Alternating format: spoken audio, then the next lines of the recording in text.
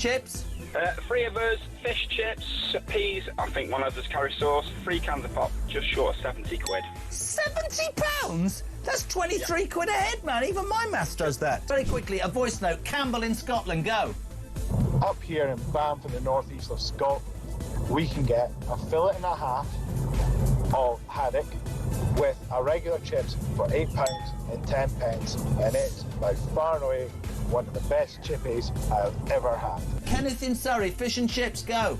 Fish and chips in Ascot, about half a mile from where you used to live, will cost you £12 and 60 pence. Great show. Keep up the good work. That's why I moved, because you were living there. When was the last time you had fish and chips? Couple of weeks ago. How much? Where'd you get it from? I think it was about 40 quid. It was in the Ivy. Honestly, you really are.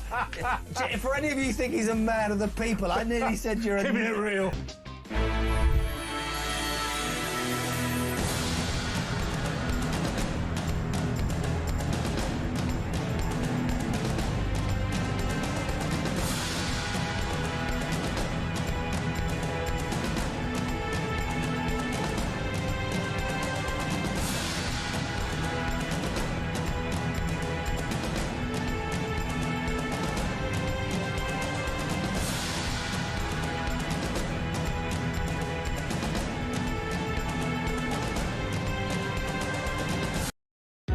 Across the UK, on DAB+, on your smart speaker, on your smart TV, and on your side. This is Talk.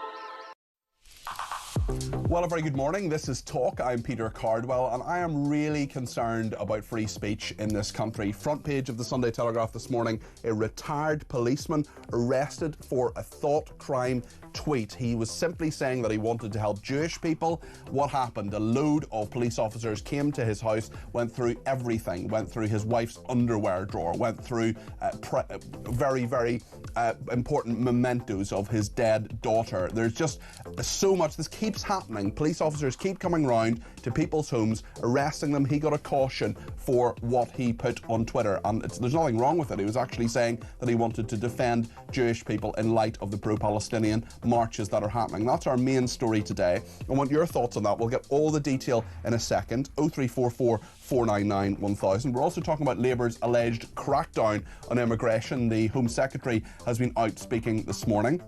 We'll hear all about that and hear from the Shadow Home Secretary, Chris Philp, who's coming up a little bit later on. Also, Kemi Badenoch says she'll reverse Starmer's EU reset if he betrays Brexit, and we'll get an update on what's happening in India, Pakistan, and also in regard to Russia and Ukraine. There's lots coming up as well about the retired police officer, as I said. Also, travel chaos in Stansted, and a teacher stabbed 15 times as well. There's a lot on Axel Rudukubana. His security status was downgraded. Why on earth was he allowed to have boiling water? We'll talk about all of that. I want to get your thoughts on all that we're talking about this morning. 0344 499 1000 is the number to call. You can text me 87222 with the word talk in your text. You can tweet me at talkTV, follow me at Peter Cardwell, and remember the main number does 3 things. You can send me a voice note, keep them to less than a minute please. Tech Up Dave will play those out. You can send me a WhatsApp text message, or you can give me a ring on 0344 499 1000. Loads to discuss between now and 12 o'clock. Slightly shorter programme because of the football today. Stay with us here on Talk. Well, we've got our debate desk people here this morning. Good morning to James Bealby and to Lucy Beresford. Great to have you in the studio. Morning, Peter. James Hello. is a political commentator and Lucy is a psychotherapist and broadcaster. The main story I want to talk about today is this retired special constable arrested and detained over a social media post warning about the threat of anti-Semitism in Britain. This is Julian Folks. He's from Gillingham in Kent. He was handcuffed at his home by 6 officers from Kent Police, the force he served as a special constable for over a decade after challenging a supporter of pro-Palestinian marches on Twitter. What did he say? Well, the person on Twitter had said that they were essentially that they were not happy about the Jewish people, basically. Dear Sheila Braverman, as someone who was on one of the hate marches, as they call them, if you call me an anti-Semite, I will sue you. At 8:44 a.m, Mr. Fuchs replied, one step away from storming Heathrow looking for Jewish arrivals. Basically, he was saying he wanted to defend Jewish people. The police didn't see the context of that, they misinterpreted it, and they turned up on his door. Body-worn camera footage capturing officers scrutinising the 71-year-old's collection of books by people like Douglas Murray, big contributor to this station, Telegraph contributor as well. Issues of the Spectator, clearly an extremist, pointing to what they described as very Brexity things. And when you hear this, his daughter Francesca was killed by a drunk driver in a hit and run while on holiday in Ibiza 15 years ago. They went through all the mementos that he had, the cuttings and so on of all of that. They went through his wife's underwear drawer. He eventually got a caution, which was then cancelled. Yet another example of free speech under threat in this country. I'm going to talk to Harry Miller in a second. He's a former police officer and founder of Fair Cop. But let me just get a quick reaction from Lucy and James first of all. Lucy. Well, it's a disgraceful story, and I think free speech is under threat if this kind of thing is happening. It's just, and so much overkill. There were 6 officers. They had batons. They had pepper spray. It was as if they were actually going into a drug den. But what they were really doing was focusing on a tweet. There had been no complaint for that tweet. Nobody had actually said, this is something I'm complaining about. So it's very hard to see how they initiated their approach. What was the trigger for them? Because presumably they have to be contacted and told, you know, something has been committed, some crime has been committed. And the deeply worrying thing about crime in general is that there are all these crimes that are not being followed up. Shoplifting has become, in effect, rife across the capital because nobody from the Met is... And elsewhere, not just in London. Well, and also knife crime. And you would argue that sending a tweet about anything is just the prerogative of a land of free speech. And the Met just don't seem to understand that. James, your thoughts on the priorities of the police here? Yeah, it's totally disproportionate response. I think the tweet was crass and a bit stupid, but it certainly has the right to say those things. I mean, whether you agree with it or not is a different matter. But yes, the idea that 6 people should go around to someone's house... 6 police officers. Yeah, 6 police officers go around to someone's house based on what they said. And Lucy makes a really good point about shoplifting. That's absolutely rife in the UK. We've currently got the Police and Crime Bill going through Parliament. There's new powers to stop violence against retail workers, something which we very much support. Equally, tell us about your organisation as well. You're not just a political commentator. So we work on behalf of food and drink distribution in the UK, supplying into shops and restaurants. And I think, you know, if you're a retailer at the sharp end, you would say, why can't 6 police officers come to my store when I've been attacked or threatened or had people taking stuff out of my front doors indiscriminately? Often with a lot of evidence to that. Well, capture on CCTV, well. Yeah, certainly. We'll come back to James and Lucy a little bit later on, but I want to talk to Harry Miller now. He's a former police officer and founder of Fair Cop. Some of the detail here, Harry, is just astonishing. The body-worn camera looking at these the books by Douglas Murray and Issues of the Spectator. I mean, they're in my flat as well. Describing those things as very Brexity things, for example. That was one of the comments of the police officers. This comes in the context of Ian Austin, a former Labour MP who's now a member of the House of Lords. He's been investigated for calling Hamas Islamists. I mean, factually, they are. Judy Bindel, the feminist writer, visited by police after a transgender man reported her gender-critical tweets as an alleged hate crime. I mean, Kent Police have told the Telegraph that this caution against Mr Fuchs was not appropriate in the circumstances and should not have been issued. They say Kent Police expunged the caution from the man's record and was pleased to facilitate this correction. I mean, this is just not enough, nearly enough of an apology. It shouldn't have happened in the first place, Harry. It's not an apology, and we are pleased to treat this as a learning opportunity. The time for learning was decades ago. The police are not learning because they don't want to learn. And this is not a glitch in the system. This is the system. We now have the rise of the victimless crime. As your guest pointed out, there was no complainant here. Well, she said that there must have been, but there wasn't. There doesn't need to be a complainant. The police troll social media looking to be offended. Haven't the police got better things to do? Well, they've got far better things to do. But like I said, this is not a glitch in the system.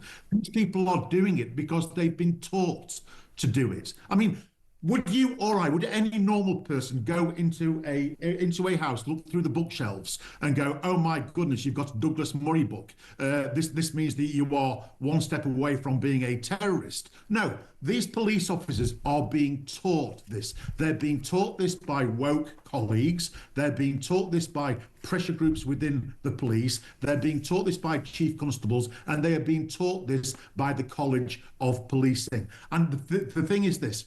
When all you have in your toolbox is a left-wing hammer, you see every problem as a right-wing nail. And that's what's going on here.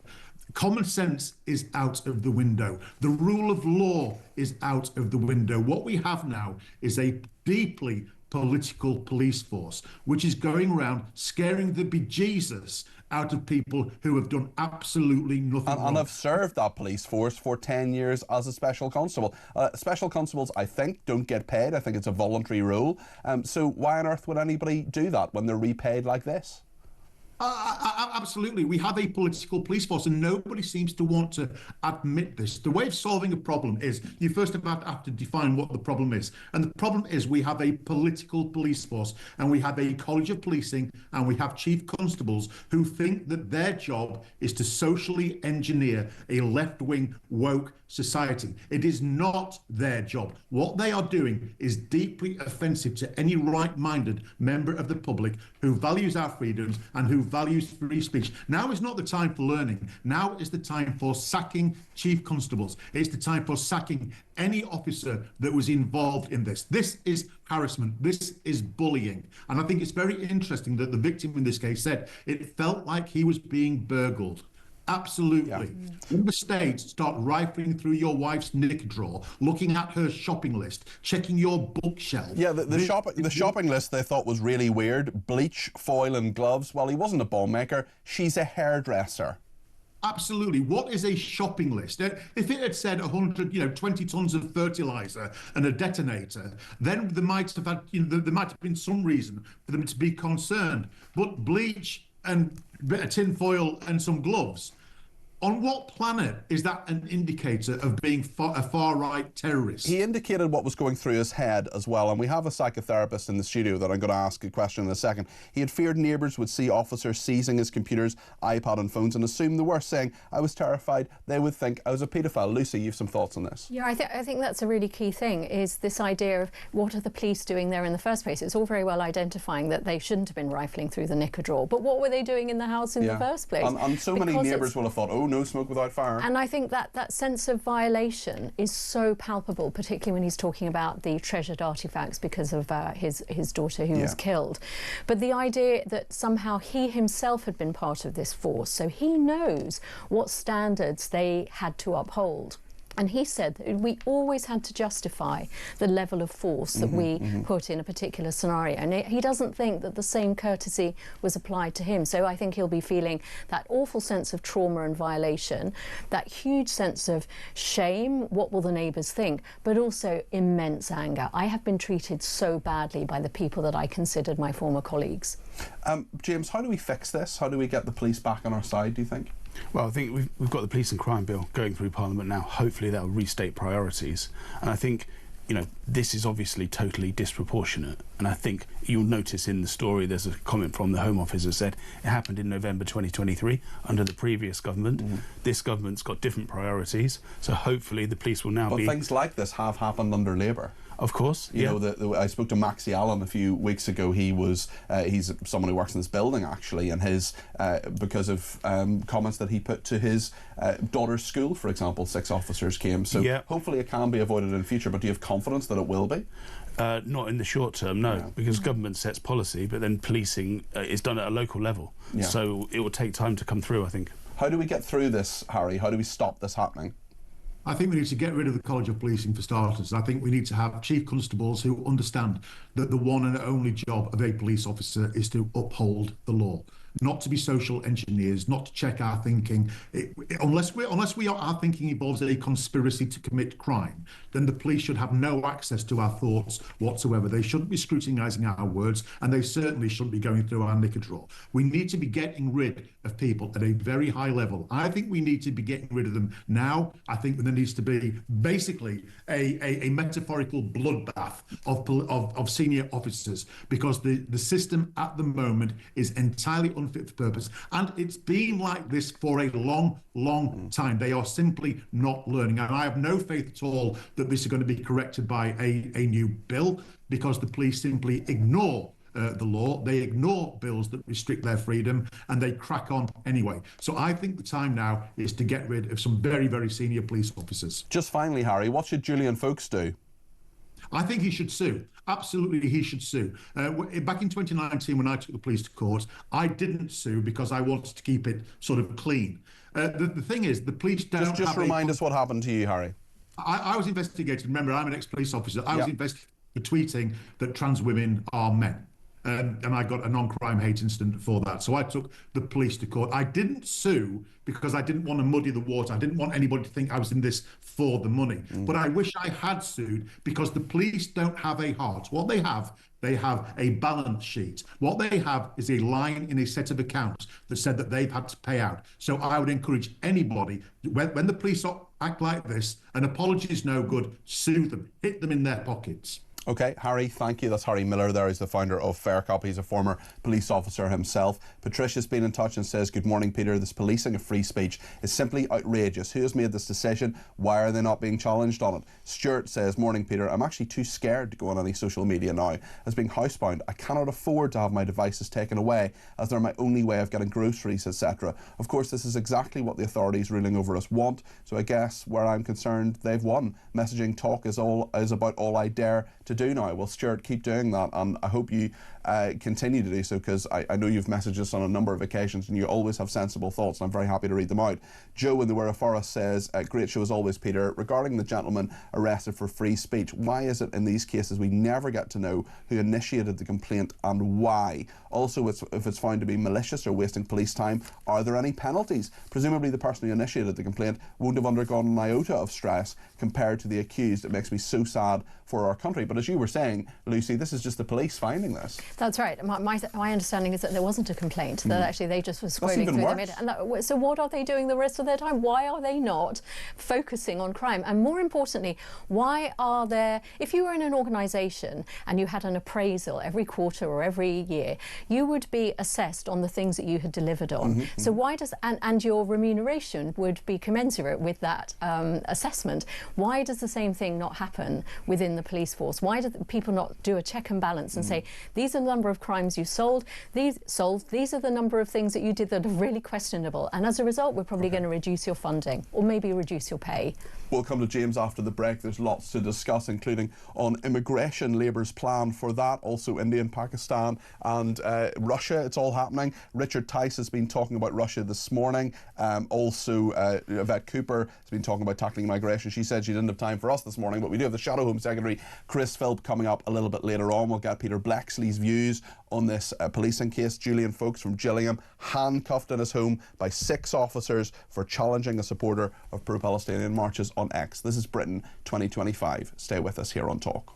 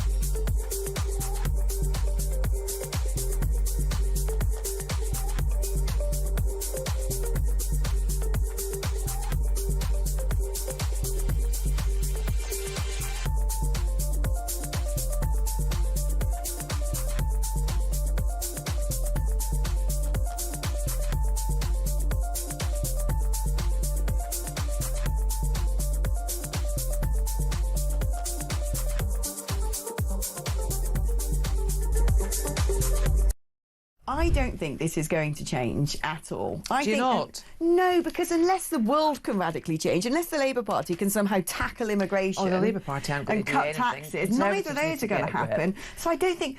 I did read, though, somebody, I think it was the, was it Better Together? Luke Trill, the pollster, who people say is quite a sober pollster, very, very sensible pollster, has said that actually if Boris Johnson came back, then the Tories would beat reform.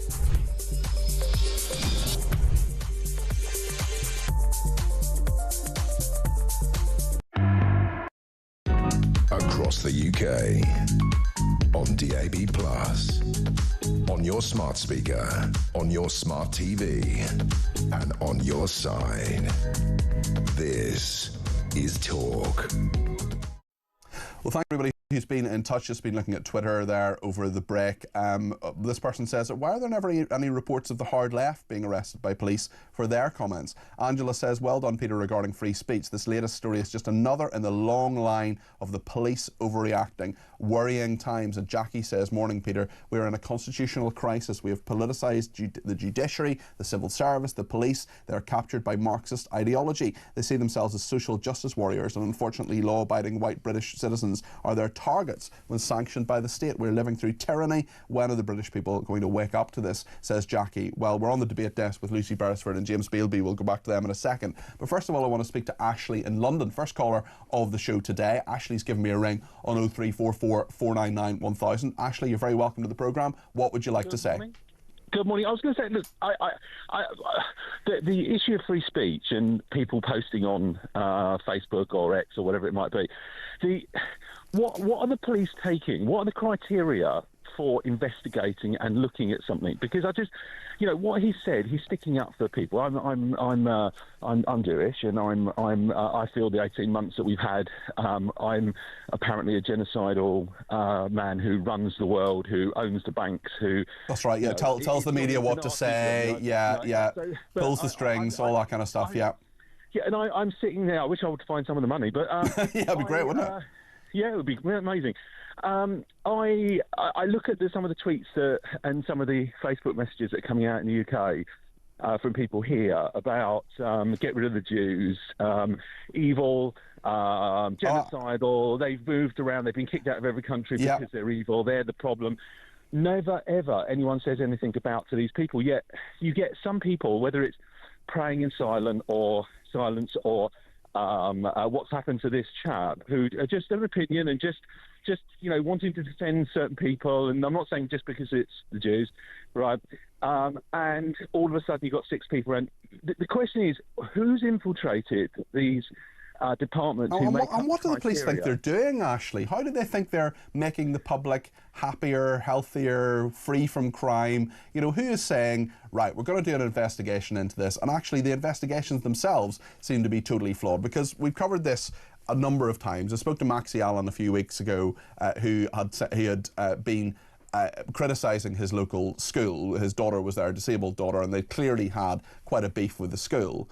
The Sunday Times looked through every single message, email, WhatsApp message he'd sent to a group and so on. There was nothing. There was absolutely nothing. And after as is the case here with Julian Fuchs, when they say, where is the evidence? Why have you arrested us? Why is this happening? Why are you doing these searches? Why are you bringing us in? An answer came there none. They said in Maxie Allen's case, there's a 5-week investigation. Well, it would have taken about 5 minutes to find out that they had done nothing wrong. It would take less than that to find out that Julian Fuchs had done nothing wrong. What he tweeted and what he was arrested for was a tweet that very simply said, I am 1 step away from storming Heathrow looking for Jewish arrivals, when he was actually defending Jewish people. And if they'd seen the context of that, they would have realised. He didn't say, I'm going to storm Heathrow. He didn't say, I'm going to attack Jewish people. Quite the opposite of that. He said he was going to help people. And if they had just looked at that, and if they'd done basic police work, basic curiosity, this man wouldn't have been arrested. We wouldn't be talking about this today. In fact, they could have gone on and caught some real criminals. Well, I just find that the reaction, the overreaction. Look, we have problems in our road, people drug dealing. That we can't get a special officer to be sent down when kids are walking past, right? Yeah. But they can send 6 people out on something like this, and it's investigate later, arrest now. Yeah. you know, my next door neighbour, and just casually, he's originates from Pakistan, lovely family, and we were talking about this the other day, and he turned around and he goes, it reminds me of the old days in Pakistan. He goes, our government in Pakistan used to go around, arrest everyone, and worry about what happens afterwards, right? And we don't want to be like those countries that arrest first and ask questions. No, really. Yeah. No, we you know, people need due process, right? Yep. And if they do something wrong, you investigate it. You don't go around and arrest people for, you know, they haven't done anything violent, they haven't done anything wrong at all. There's no threat to society, and they're arrested because.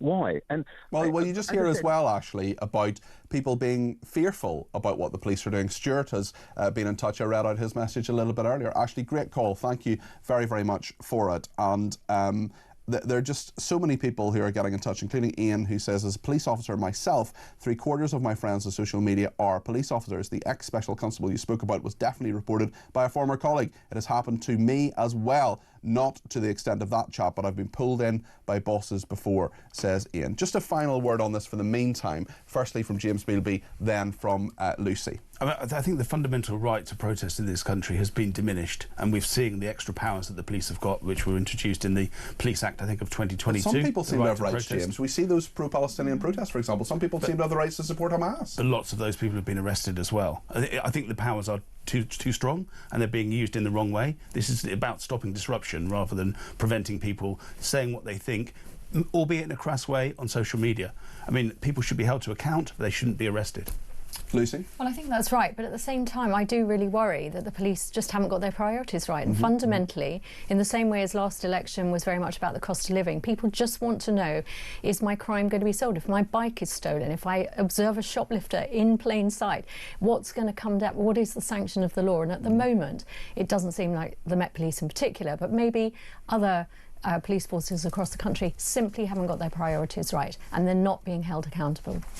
Just to give Kent Police their thoughts on this, their statement, let me just see if I can find it here. They certainly said that it was something that they concluded the caution against Mr Folkes was not appropriate in the circumstances and should not have been issued. Yeah, you think? The spokesman said Kent Police expunged the caution from the man's record and was pleased to facilitate the correction, adding that a further review of the matter would now be carried out to identify any learning opportunities. Well, lessons will be learned, so that's absolutely fine. We're going to ask the Shadow Home Secretary about this, Chris Philp, in a few minutes' time, but there are a number of other stories I want to talk about with Lucy and with James as well. I just want to play a little clip now of Richard Tice, the Deputy Leader of Reform UK. He was on Sky News earlier this morning. Russia is a big story. James is going to bring us up to date with that in a second. But first of all, let's hear what Richard Tice has been talking about, his party leader Nigel Farage's views on Russia.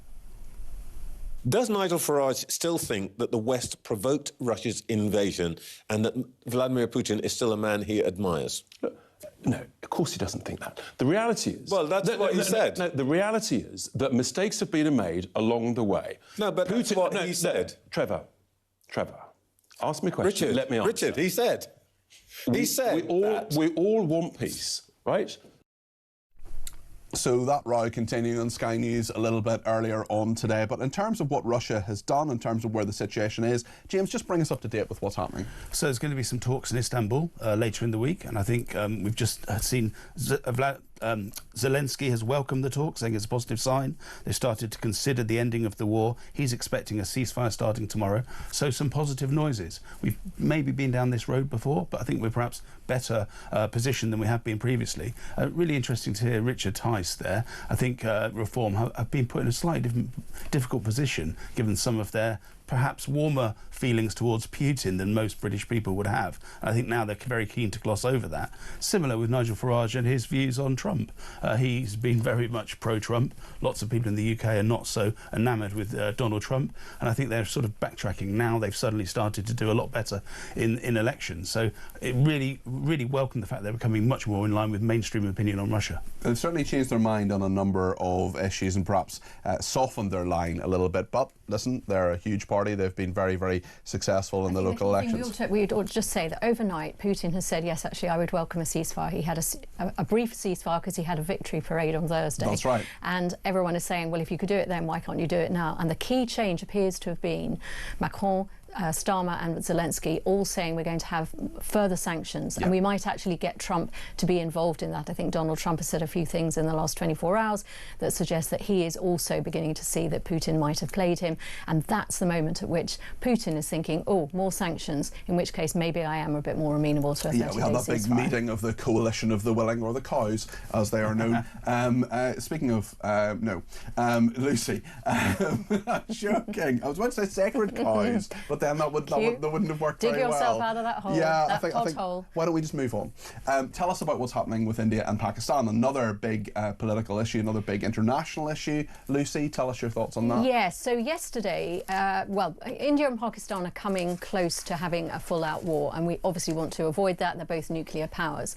They've been squabbling over Jammu and Kashmir since 1947, which was partition, when the landmass of India was split into majority Hindu India, majority Muslim Pakistan, although your listeners might want to know that actually there are nearly 400 million Muslims in India now, so it's not a majority state by any means. Donald Trump came out late yesterday afternoon saying, I've brokered a deal, there appears to be a ceasefire. India and Pakistan repositioned that and said, no, it's just between the two of us, we've been sorting it out quite nicely, thank you very much. But of course, unfortunately, that hasn't even held. So even overnight, we've had both India and Pakistan accusing each other of violating that ceasefire. Thank you, Lucy. Let's just hear a voice note on the main story we're talking about today, this retired police officer arrested over his thought crime tweet. Paul has been in touch with a voice note. Good morning, Peter. Paul from Hartlepool. Harry Miller's quite correct. The College of Policing should be abolished immediately. It's a daycare centre for failed police officers who have been promoted on a word salad of rubbish. They brought in stupid idea after stupid idea. It was them that brought in the non-crime incidents, which now are called hate crime, which is absolute rubbish.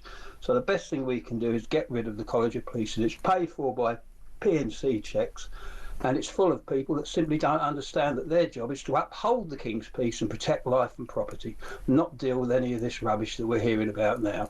Great show, thank you, good morning. Thank you, Paul, and good morning to you. James, you're nodding your head to some of that. There's definitely some strong feeling about this particular issue, and I think the police, I mean, when we were growing up, the police, you respected the police. Yeah. And I think that's certainly not the case now with British people, and they know that, lots of crimes go unpunished, so they think, well, perhaps we'll just do what we like. This is it. It's the question I ask almost every day. Where is the reward for following the rules? Where is the reward for the people who pay their taxes, who get up in the morning, who go to work? We're turning into a lawless state, and that's a real worry. I think we are. Mary has been in touch from County Down and says what's likely to have happened is that the police officers whose task it is to monitor social media for threats will have set alerts for words like Jewish and Muslims. The post in question will have been flagged in that automatic sweep, but the decision to swoop on Mr. Fuchs would have been made by a senior officer after consideration of the post and its context. Clearly no proper consideration was given as the context, making it blindingly obvious that Mr. Fuchs had not broken the law and wasn't actually threatening anyone. People may notice that some anti-Semites and Islamophobes will alter words using asterisks to replace letters when they're posting hateful messages about, for example, Jews and Muslims. This is to try to avoid social media posts being flagged in police swoops. I've certainly seen that online. I've sometimes wondered why those asterisks are there. Very interesting. Thank you for that explanation, Mary. Loads to discuss. We're going to discuss the big migration plan the government has. Will they finally get some sort of grip on it? We're also going to be discussing why people are being told to stay indoors today. It's really hot and we can't be trusted to be out in the sun. We'll talk about that in just a minute here on Talk.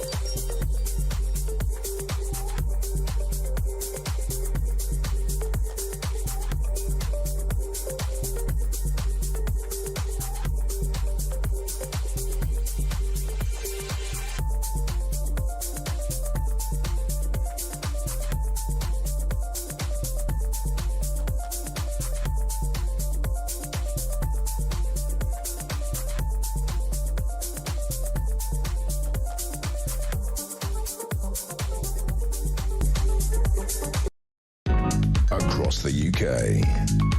On DAB+, on your smart speaker, on your smart TV, and on your side. This is Talk. Now then, we're going to talk to the Shadow Home Secretary, Chris Philp, in a few minutes' time, but we're on the debate desk with Lucy and James for the meantime, and we are talking about the government's immigration plan. This is a huge plan that the government is saying it wants to cut visas for low-skilled workers by 50,000, and Yvette Cooper has been speaking to Sky News this morning on this big plan. This is what she has had to say to Sky News.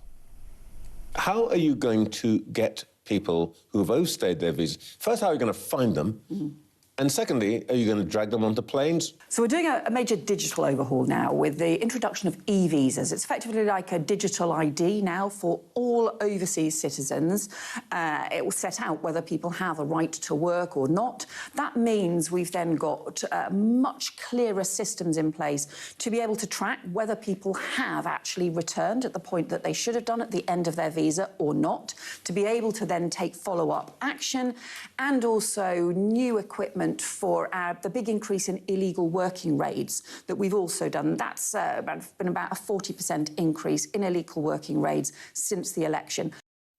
Another part of this plan as well is that skilled foreign workers will be required to have a degree to get a job in the UK under new laws to reduce net migration. Lucy, are you convinced by this plan?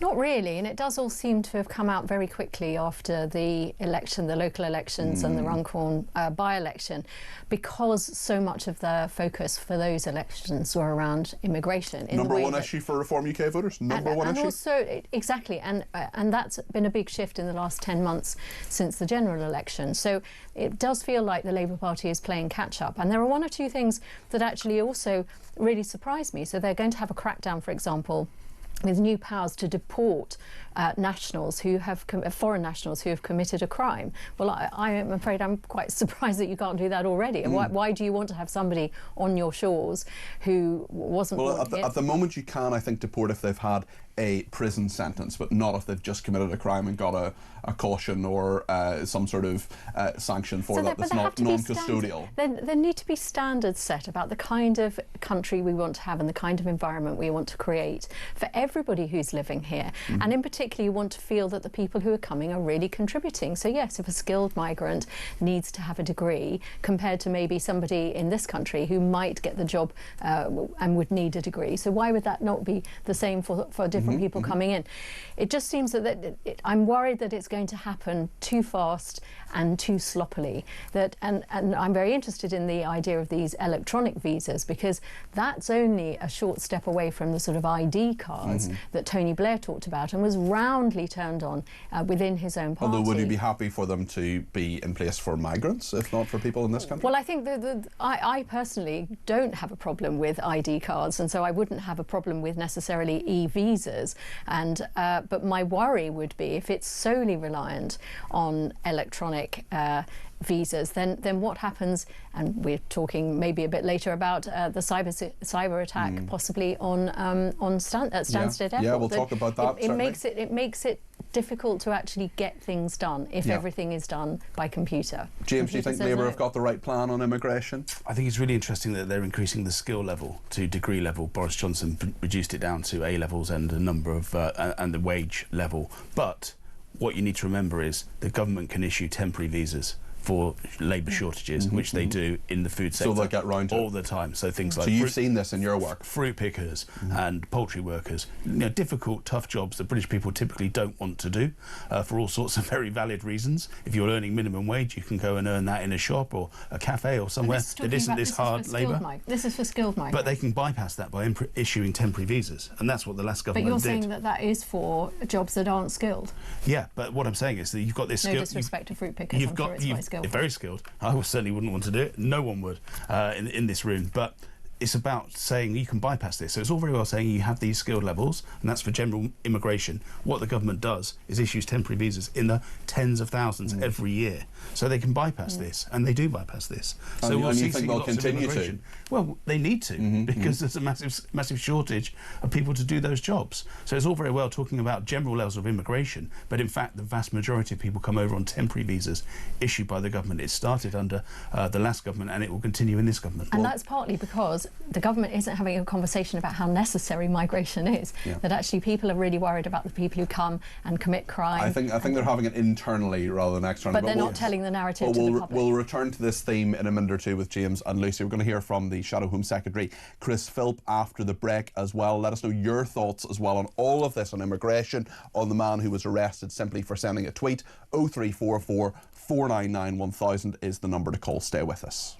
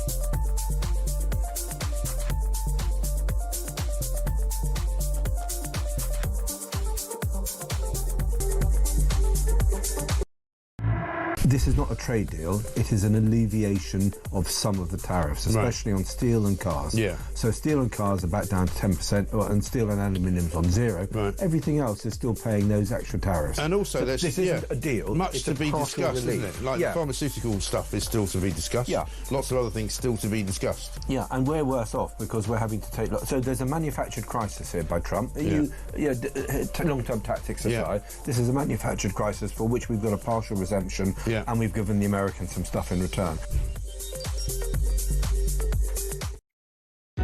Across the UK, on DAB+, on your smart speaker, on your smart TV, and on your side.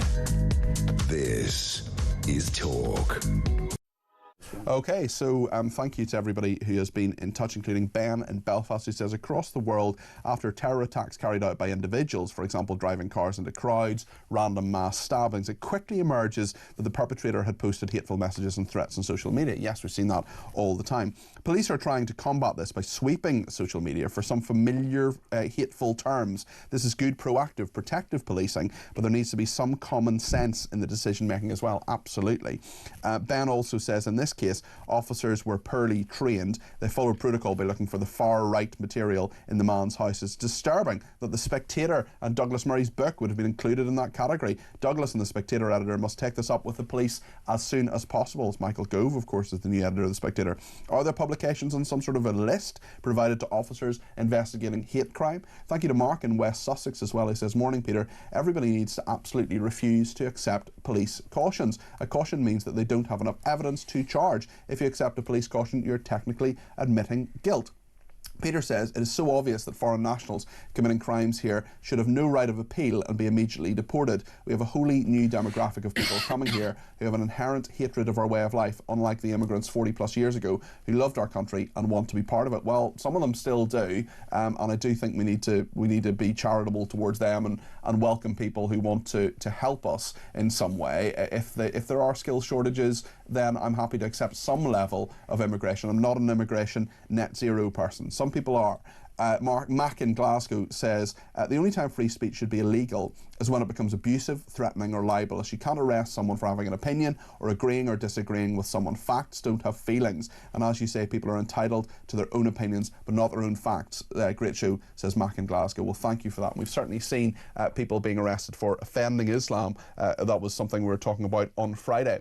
Right then, the Shadow Home Secretary, Chris Philp, is with us now. Chris, thank you for joining me this morning. I wonder, especially as it happened in 2023 under the Conservatives, what your reaction is to the story of this man in Kent, Julian Folkes, who was handcuffed at home by 6 officers for a tweet that he sent.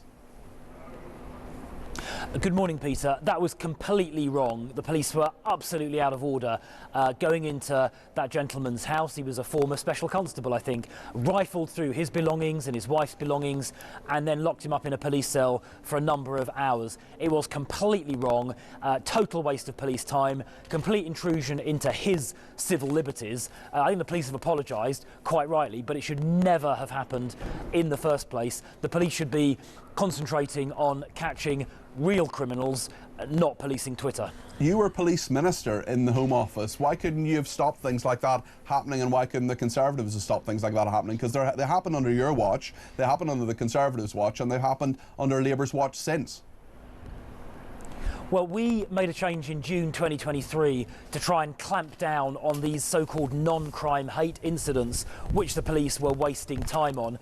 Unfortunately, a report by the Police Inspectorate in September of last year said the police had by and large ignored that guidance, which I think was pretty shocking. So we are now proposing to completely ban these so-called non-crime hate incidents, to make absolutely clear to the police they should not be wasting their time on this sort of nonsense, but instead... But this wasn't an NCHI, and I support you getting rid of NCHIs, but this wasn't one of those. Yeah. This was something for which someone was arrested and cautioned. And the police have simply said, Kent police have said, that they're going to review the matter and would carry out a review to identify any learning opportunities. I mean, where's the apology?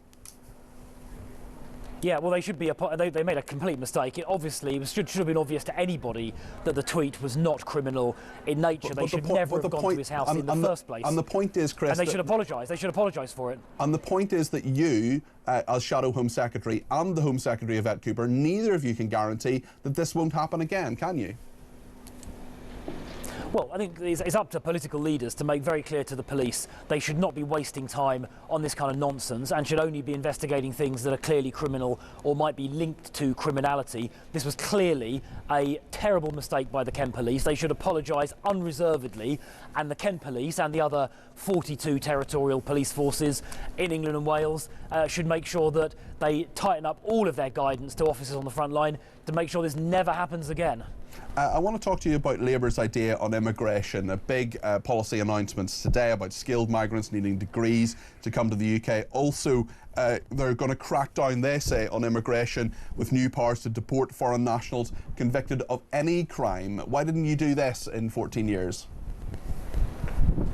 Well, I mean, Labour, we actually put down an amendment to do this just a few months ago, or a few weeks ago even, and Labour voted against it, astonishingly. The other thing Labour don't appear to appreciate is that to deport all foreign national offenders, which was our policy a short time ago, Labour voted against it. To do that, you need to basically get rid of the human rights architecture, which allows UK judges to hand down absurd judgments that defy common sense, which allow foreign criminals convicted of any offence to stay in this country. That's why tomorrow in Parliament we are going to table an amendment, we're going to force a vote to repeal the Human Rights Act in relation to immigration matters, which includes foreign criminals. So no longer can British judges let foreign criminals and others with no right to be here stay in the UK on grounds which defy common sense. I'll give you an example. There was a Zimbabwean paedophile not long ago who was due to be deported back to Zimbabwe, quite right too, but a judge in the UK said no, if he goes back to Zimbabwe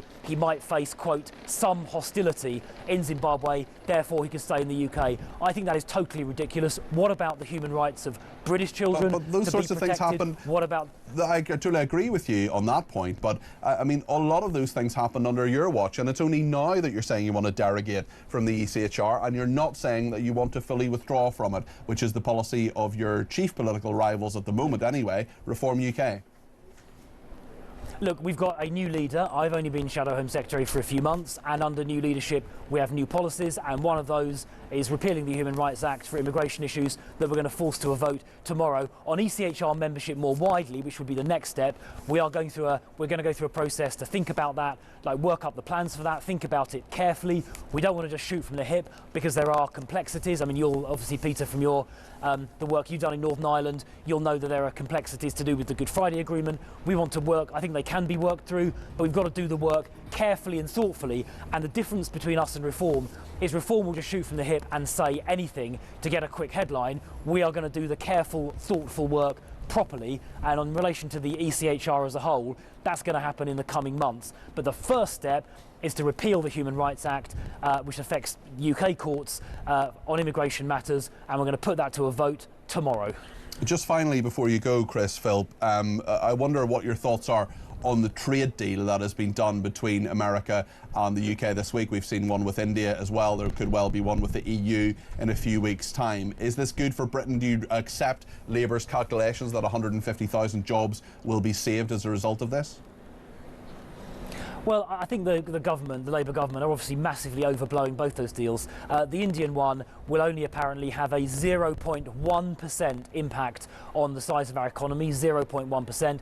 And the US deal, as Andrew Bailey, the governor of the Bank of England, said last week, we're actually in a worse position than we were at the beginning of the year, just 3 or 4 months ago. That is to say, the tariffs that are going to be paid on British exports going into America under this deal, so-called deal, are going to be higher, 10%, than they were at the beginning of the year. So I don't see how that is some sort of cause for high-fiving all round. We're worse off than we were just a few months ago. So real sort of spin from Keir Starmer and actually from Donald Trump as well, both of whom were making out this was far more significant than it really is. And of course, services, financial services, were excluded completely. But most importantly of all, as the governor of the Bank of England said, we're actually going to be worse off than we were just a few months ago. So I don't think that's cause for celebration.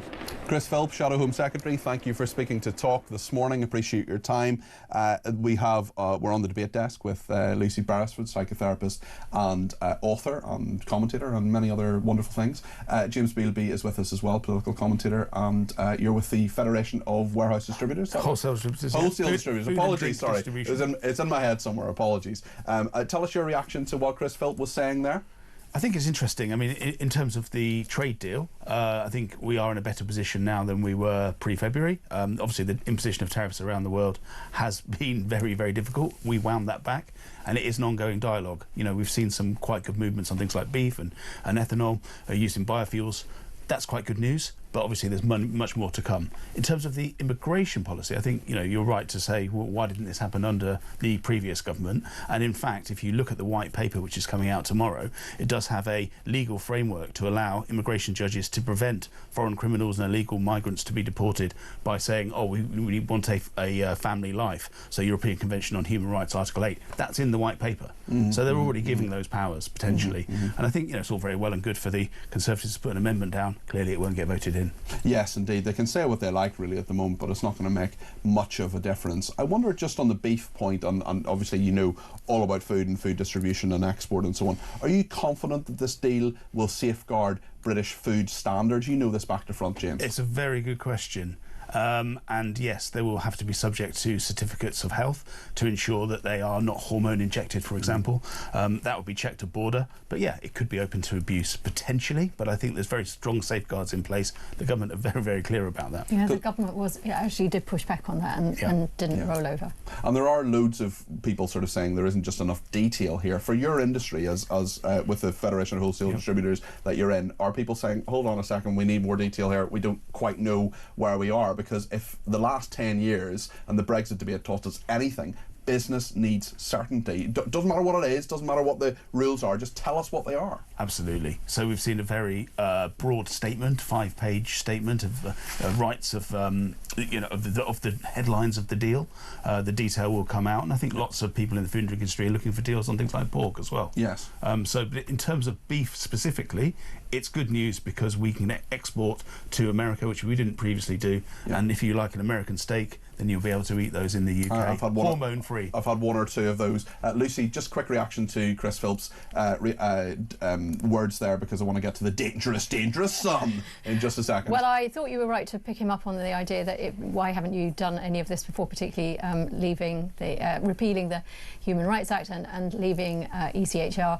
And his comment was, well, we're under new leadership, really. But actually what it's really about is the last 10 months and the rise of reform and the way in which, as you said earlier, that immigration has now become the #1 spot for a lot of voters, reform voters and maybe those potential reform voters. Now then, if you want to go outside, you've got exactly 3.5 minutes in which to do so, because households in England have been urged not to go outside between 11 and 3 today. Why? Because it could hit 25 degrees. Lucy. Oh my God, I live for days. Are you terrified? I live for days that are 25 degrees, and I spend most of my life trying to go somewhere that's a lot hotter than that. So no, as you can tell by my weather-beaten face, I love the sun. And this idea that somehow you've got to close your windows, get out, get the vitamin D. Let the fresh air in, let the hot air in. Yeah, but some really quite important, physiological changes that happen that benefit your body and your bone health and your mood by being in the sun and having that skin-on-skin contact. Factor up. Factor 30. Oh, factor the one. No, but the Mikey problem is factor 50. But the problem with problem with factor 50 is it prevents the really good dimension of the It also prevents sun skin cancer. Well, yeah, there's that as well. You need to be out in the sun for a lot longer. The NHS says if you have to go outside, stay in the shade, especially between 11 and 3. Wear sunscreen, a hat, and light clothes, and avoid exercise or activity that makes you hotter. I think, Peter, that's advice directly for particularly you. Outside. It's just me. Well, I'm very, very pasty. Sandy's been in touch as well. Says it's forecast to be 22 degrees and sunny here in Suffolk today. It's usually warm, dry, and sunny here in East Suffolk. Local radio are telling us to stay indoors because of the heat. When I lived in Tenerife, this would be classed as a chilly day. So there we are. James and Lucy, thank you. Lucy's a broadcaster, psychotherapist, and a sun worshipper. And a sun worshipper. Clearly, James Bealby, a political commentator and from the Federation of Wholesale Distributors. What do you think of all of that? If you've got to stay inside, if you're inside or outside, keep it tuned to Talk anyway. There's loads to discuss, including that story about the man arrested for sending a tweet. We'll discuss that. And indeed Labour's immigration plan. Stephen Wilkes coming up in a second. We'll speak to Stephen Silverman, Director of Investigations of the Campaign for Anti-Semitism, and Peter Blexley will give us his views on the Special Constable in the next hour. Also Simon Calder will tell us about the travel chaos in Stansted if you're heading anywhere near there. Thank you so much to everybody who's been in touch. You can continue to get your voice on the air. Plenty of time for calls between now and 12 o'clock. 0344 499 1000, the number for calls, and voice notes too. Less than a minute, please.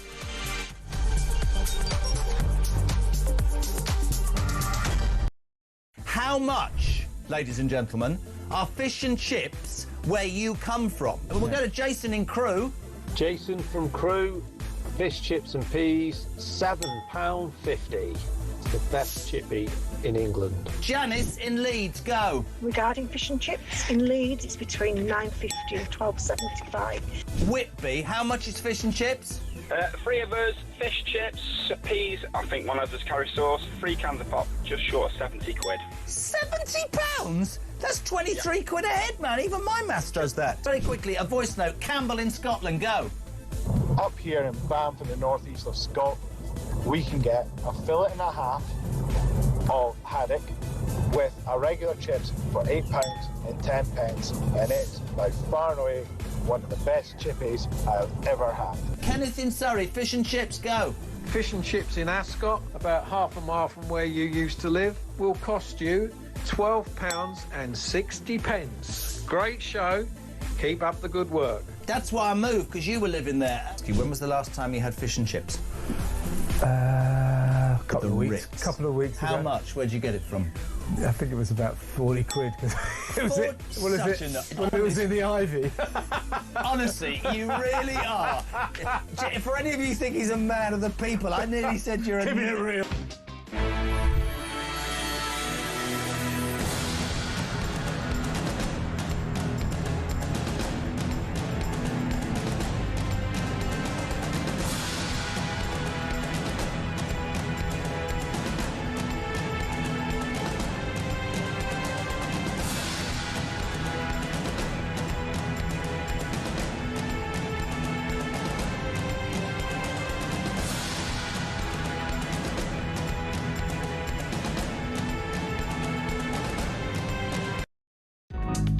across the UK. On DAB+, on your smart speaker, on your smart TV, and on your side. This is Talk.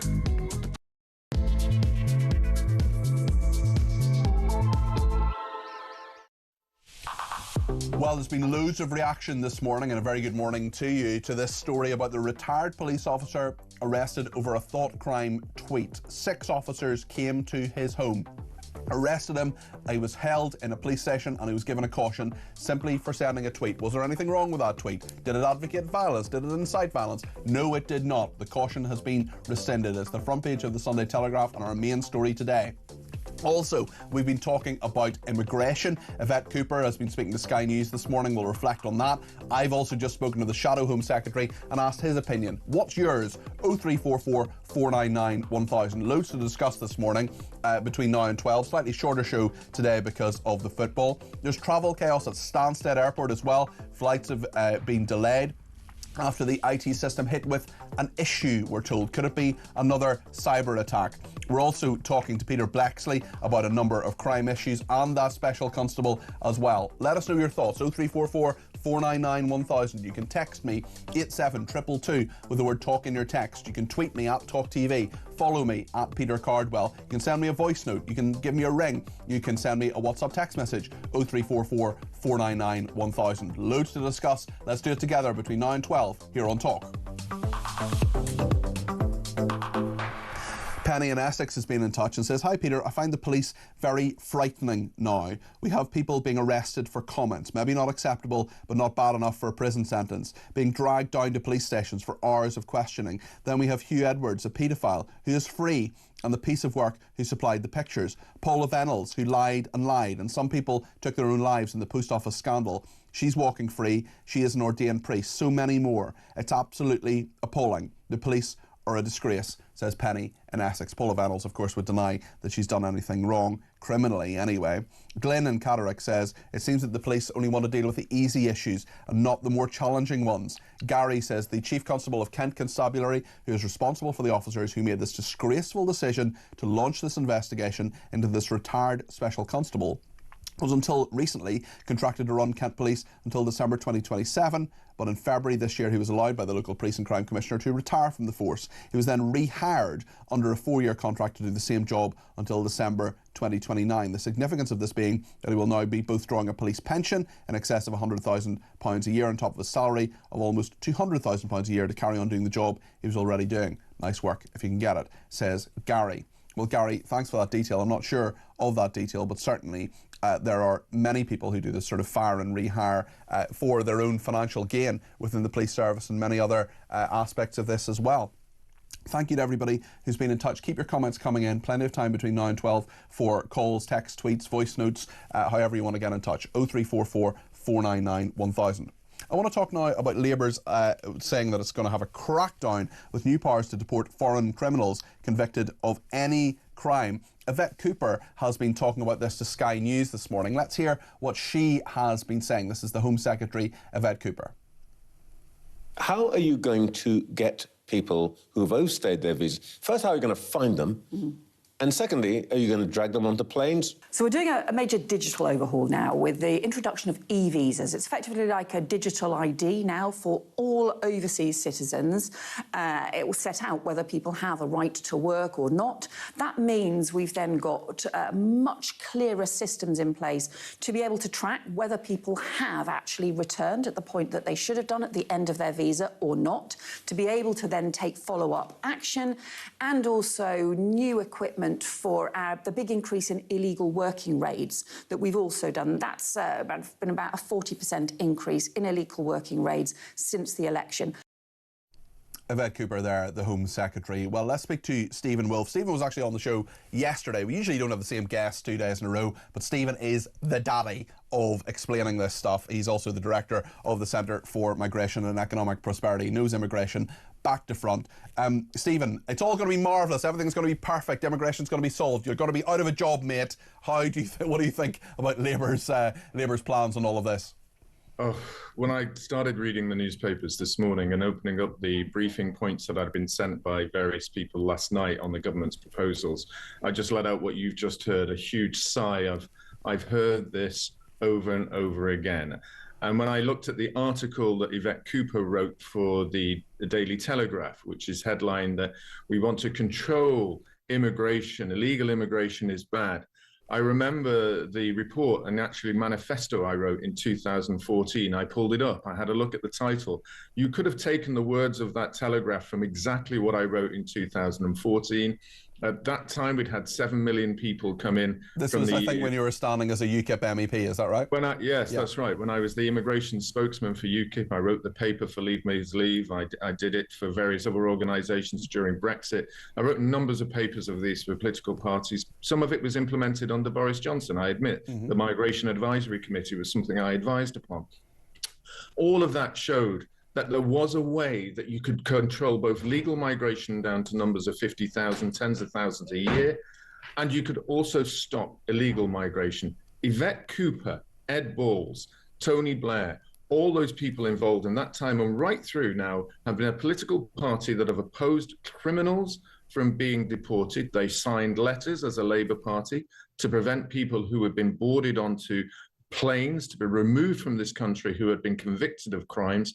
And now she has the audacity to repeat the same claim she once called racist and say that she will now remove people when her party has opposed it vehemently over the past 14 years.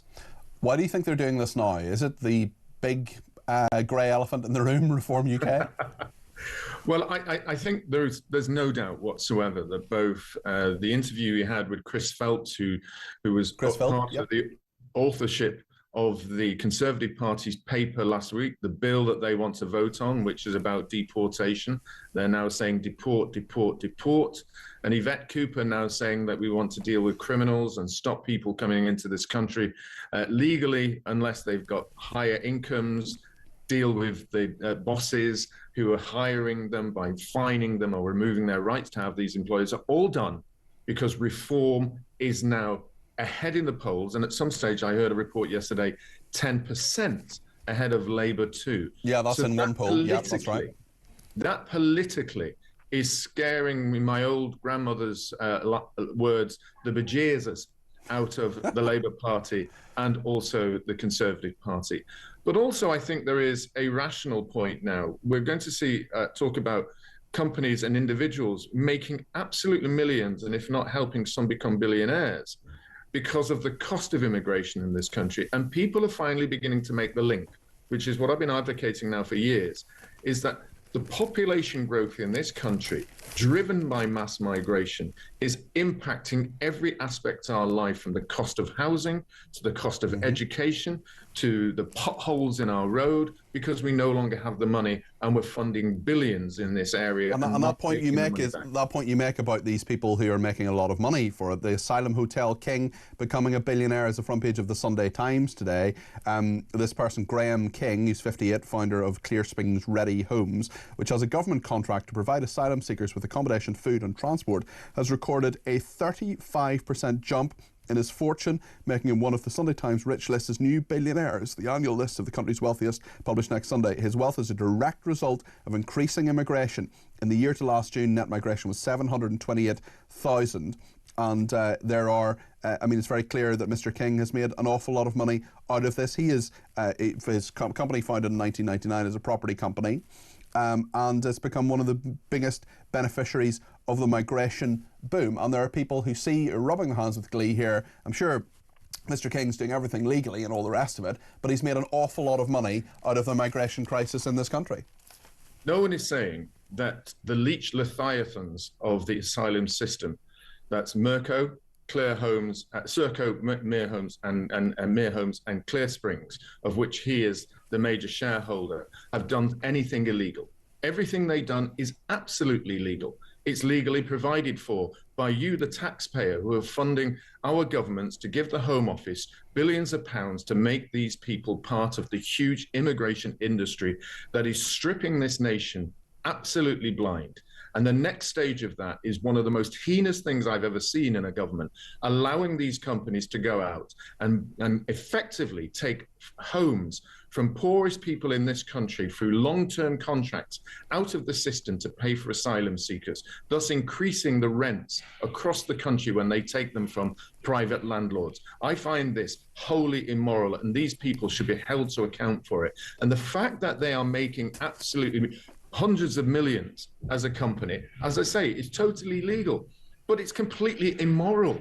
And why we're not seeing marches across the streets of England about this? Why are we not seeing the Labour Party, the Conservative Party and other parties join together at the hip, criticising this mass accumulation of wealth causing misery across the country is because of one thing. All of them, if they did so, would be caught in the same immoral kind of characteristics because they've been supporting it for so long. The people of this country recognise it's wrong, but the political parties are trapped because they cannot and will not have the determination to stop mass immigration, both legal and illegal in this country, thus ensuring that our taxpayers' money is spread across the country more evenly, helping our services and our public live better lives.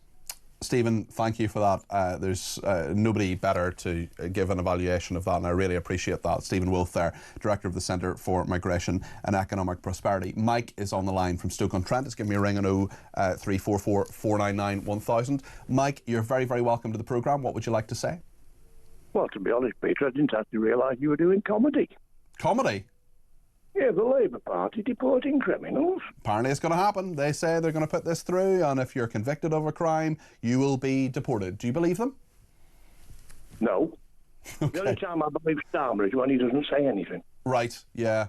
I mean, they're saying new powers to deport foreign criminals. They're saying skilled migrants are going to need degrees to come to the UK. Do you sense the country moving back to Labour and away from Reform UK, Mike? No, actually, I actually consider the landslide going the other way. I know it's slightly off topic, but with them saying deporting criminals, right? Mm-hmm.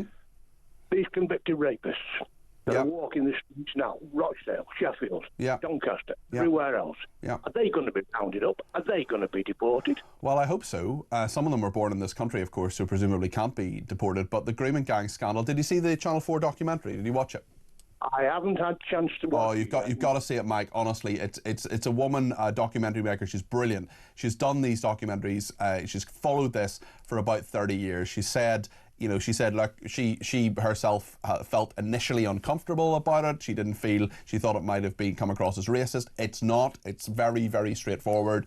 It's straightforwardly a major disproportionate problem in regard to Pakistani Muslim men. She's exposed so many things. She spoke to so many different victims. You've got to watch it, Mike, because this is such an incredible scandal, and it's something that the government needs to deal with, and I think is running away from. Now, can I add one other criminal? Go for it. To that list? No, it's a woman called Lucy Powell. Well, she's not a criminal. As far as I'm concerned, with what she said to Tim Montgomery, she is. This is the leader of the House of Commons saying that talking about this, we talked about this last week actually, was a dog whistle issue and playing that little trumpet. Listen, Mike, she's apologised. Do you accept her apology? No. All she's trying to do is save her own backside. I think a lot of people feel that way, Mike, and I think your evaluation is one with which I would concur.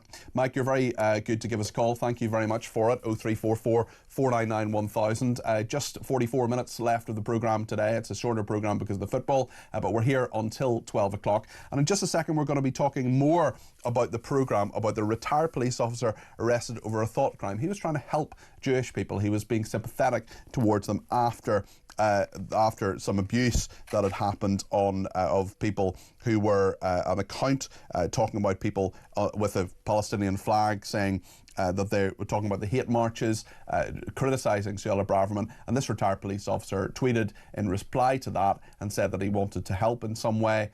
Guess what? He was arrested, he was cautioned, taken to a police station. His wife's underwear drawer was searched, for goodness sake. We're going to talk to Stephen Silverman at the campaign for anti-Semitism in just a second. It's an absolute scandal. Stay with us here on Talk.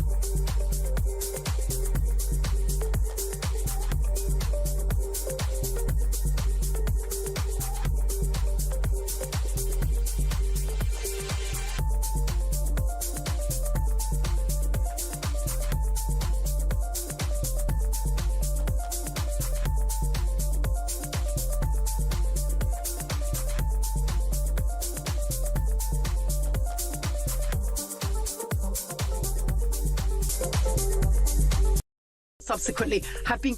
I don't think this is going to change at all. Do you not? No, because unless the world can radically change, unless the Labour Party can somehow tackle immigration... Oh, the Labour Party aren't going to do cut anything. taxes, neither of those are going to happen. So I don't think...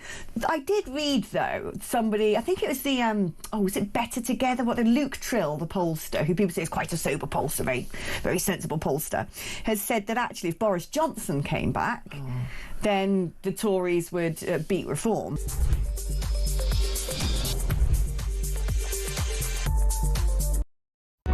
Across the UK, on DAB+, on your smart speaker, on your smart TV, and on your side. This is Talk. A couple of reactions to the story earlier on in regard to being told to stay inside because it's 22 degrees and the sun is so worrying. Ben in Belfast says the authorities got a taste for this nanny state nonsense during COVID. And just one more from British Empire. Oh no, sorry, where's that gone? I thought there was someone saying that they stay inside because they have to. They say that it's the sun is, they're very, very sensitive to light, and that's fair enough. I'm not saying don't do that. I'm just saying that 22 degrees, if it is in fact that, or even up to 25, I mean, it's absolutely fine. We're not talking about 45 degrees or something like that.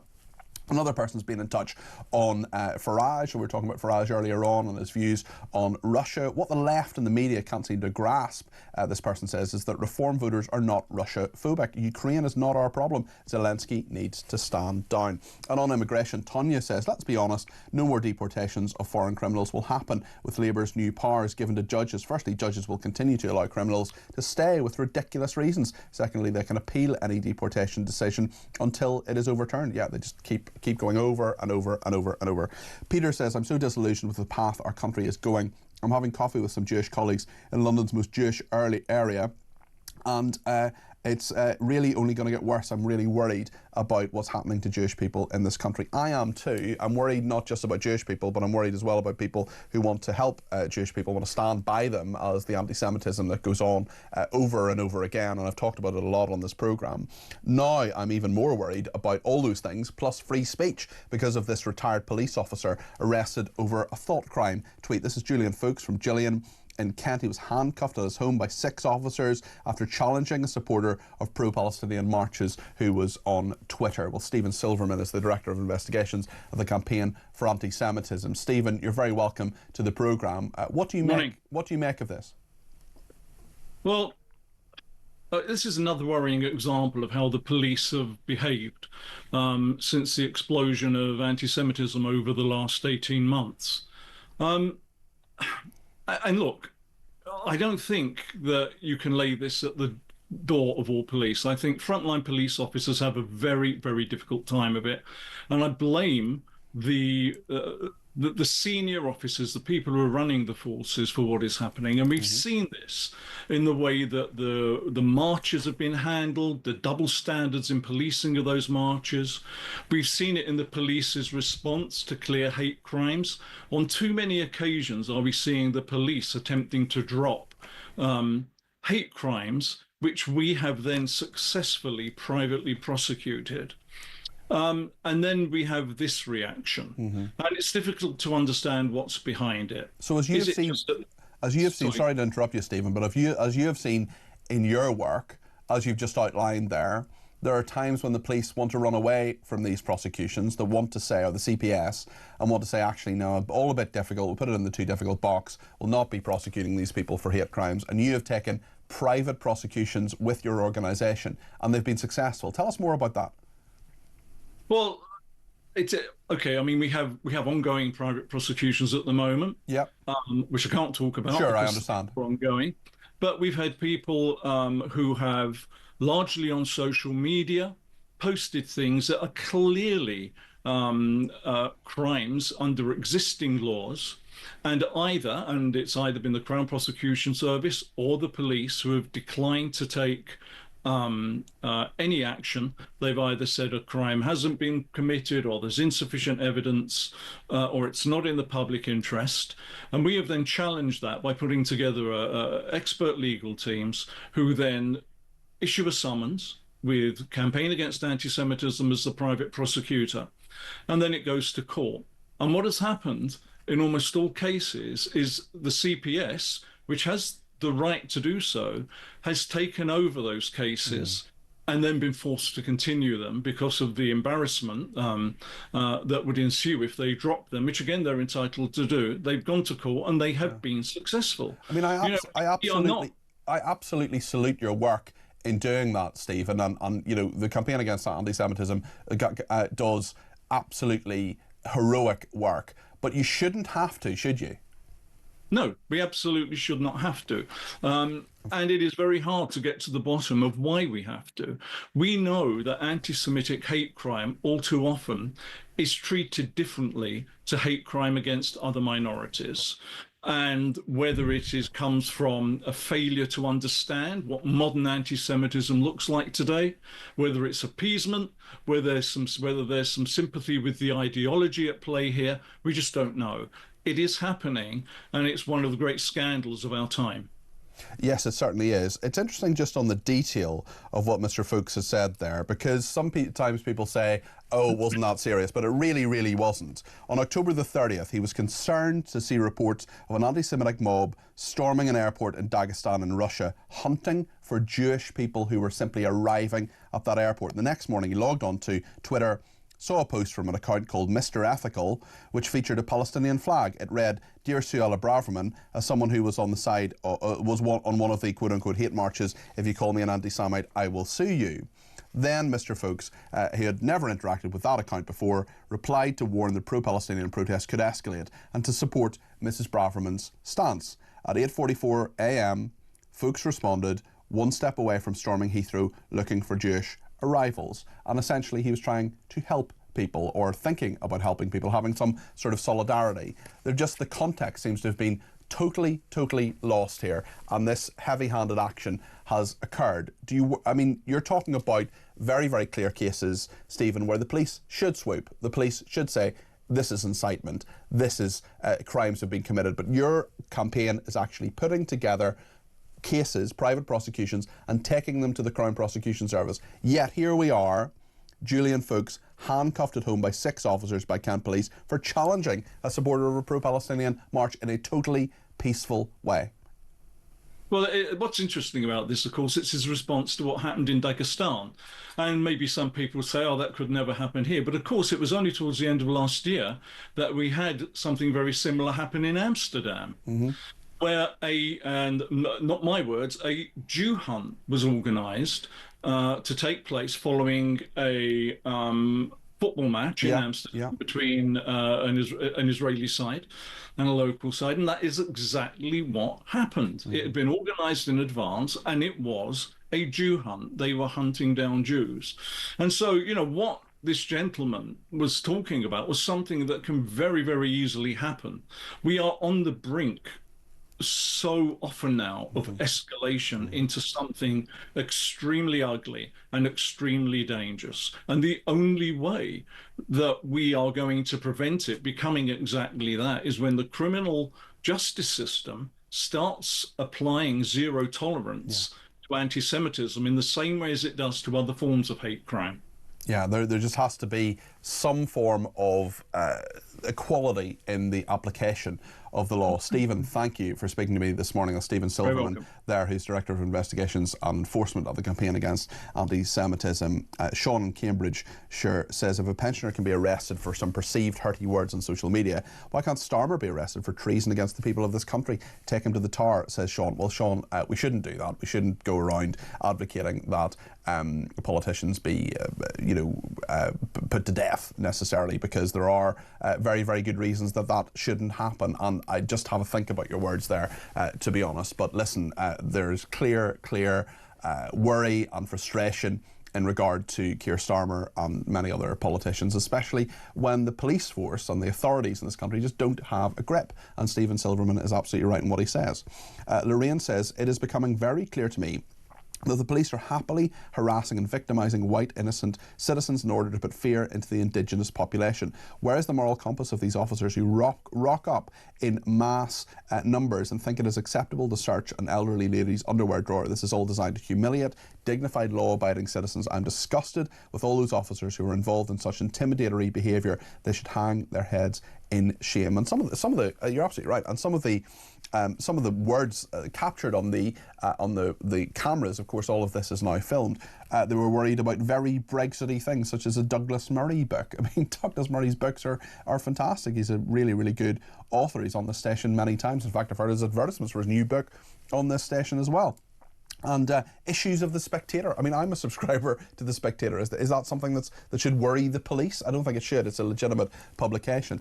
Dawn in Chelmsford says, I think Yvette Cooper is totally the wrong person to deal with mass immigration. She has a track record of welcoming migrants and asylum seekers to the UK when in opposition, says Dawn. The new immigration measures, says this person, seem to apply to entry to the country. I'd be keen to know what mechanism will be in place to identify and remove those who overstay or breach their visa conditions. Will anyone who has entered legally via this route or the student route still be allowed to apply for asylum? And Amalia says, my heart is breaking for my beloved country. I don't understand what's happened to policing or the once world-renowned justice system. My son-in-law had a bottle smashed over his head a couple of months ago in Manchester city centre about 1:30 at lunchtime, simply for being visibly Jewish. He suffered injuries to his eye, which he still has. Despite there being a witness who heard the perpetrator shouting at him about being a murderer in Gaza, etc., his picture being posted online and the police knowing who he is, my son-in-law got a message from the police on Friday saying the case was closed. I am in shock. I'm so sorry to hear that has happened to your family. I'm so sorry to hear that's happened to your son-in-law. The police just need to get a grip on these things. It is just, I mean, Amalia says she's in shock. The problem is that so many people won't be shocked by that. They'll see this time and time and time again. Jason in the Lake District says it's so blindingly obvious why anti-Semitism is so routinely ignored. Just like the grooming gang scandal, the scourge of radical Islam has been allowed to fester and to spread to very dangerous levels, and the establishment are terrified of upsetting Muslims, he says. I found that message from earlier on. It was from Linda on the Sunshine. My mood is significantly adversely impacted in the summer. I hate the heat and the overly bright light, so I'll be spending as little time outside as possible and my curtains will be drawn. Well, listen, Linda, you don't want your mood to be badly affected by that. All we're saying, I think, is just the nanny state in full overdrive, telling people not to go out in 22-degree sun. Even a pasty-faced person like me with sort of doughy complexion, sort of the complexion of Pizza Express dough balls, that is, even I like a bit of sunshine from time to time. Right then, let's have a couple of voice notes before we go to our next guest. Firstly, from Nick. Good morning, Peter. It's Nick Moore from Loughborough. 5 years ago, this country embarked on the great lockdown experiment, the despicable experiment. And now, emboldened by its success, this government is taking it to the next level, and the restrictions on free speech are not accidental, they are deliberate. The goal is control, and this is the next step. Have a good day, Peter. Thank you, Nick. Kelvin, has been in touch on the weather warnings. Morning, Peter. It's about telling people to stay in today because it's going to be hot. Tell them cobblers. It was hotter than this in the 70s and in the 60s. You know, it's summer. There's nothing wrong with the weather. It's all, it's all a load of crap just so they can keep pushing this green agenda, which half of it they don't tell you the truth about. Wind turbines and solar panels made with slave labour. It's ridiculous. This is summer. Leave it alone. And look at the climate properly. And if you go back 2,000 years to the Romans' times, they well documented their problem. They had big droughts and long hot summers and everything. They didn't put it down to climate change. There was nobody driving around in petrol or diesel cars then. So what caused that? It's called weather. Get used to it. So anyway, have a good day. Bye. Calvin, very good message. Enjoy the day yourself and enjoy the sunshine. It's a beautiful day here in London, very clear day. I'm just looking out the window here at Talk Towers. It's barely a cloud in the sky. I hope wherever you are in the UK. And we never lose sight of the fact that 82% of our viewers and listeners are outside London. We're not the London-centric media. We're not going to go on and on about the tube and the trains coming into King's Cross because the vast majority of people who watch and listen to this station are not in London. And it's not... I just remember a few years ago there was a tornado in North London. There was a special on BBC News, a half-hour special on it. Had that been in, I don't know, Doncaster or Hartlepool, Glasgow, they wouldn't have cared. Anyway, rant over. Lots more to discuss. We've got Peter Blexley coming up to tell us about this police officer arrested over the thought crime and a few other crime stories that have piqued my interest over the past 24 hours. Stay with us here on Talk.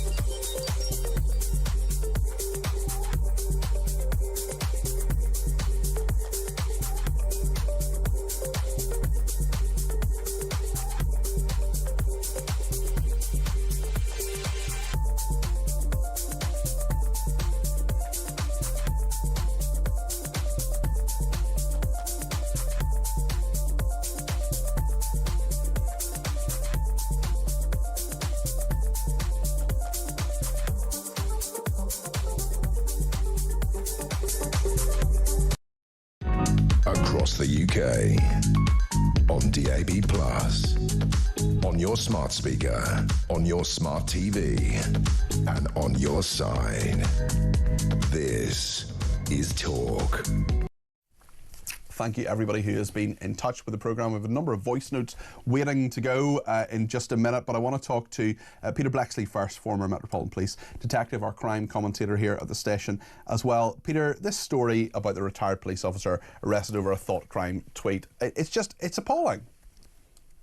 Mr. Julian Philp, a 71-year-old man who'd done his bit for his community. Yes, he had. By volunteering. He was a volunteer special police constable. Just to clarify, you don't get paid a penny for that. That is a voluntary rule. He thought, it's a good thing, I'll be a special constable, I'll help out here. That's what he did. Absolutely. You don't get paid a penny. You do have a warrant card, and you face all the dangers that regular paid police officers face as well. And they do a minimum of 4 hours a week. So he did that for a decade. Imagine the hours he put in to protecting his community, providing a service to victims, upholding the law, and generally being an all-round good bloke. He then gets half a dozen police officers knocking at his door.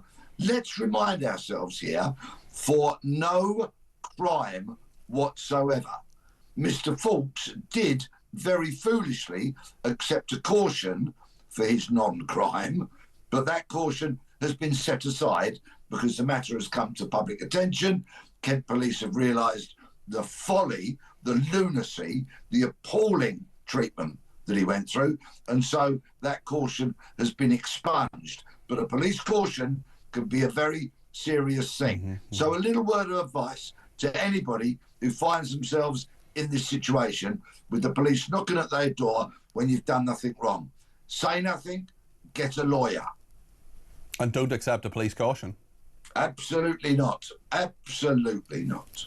It's really interesting when you see some of the attitudes of the police officers going around his flat, remarking on things like that he had a book by Douglas Murray, he had issues of The Spectator, pointing at what they described as very Brexity things. I mean, this is in a derogatory way, not saying that that was a good thing.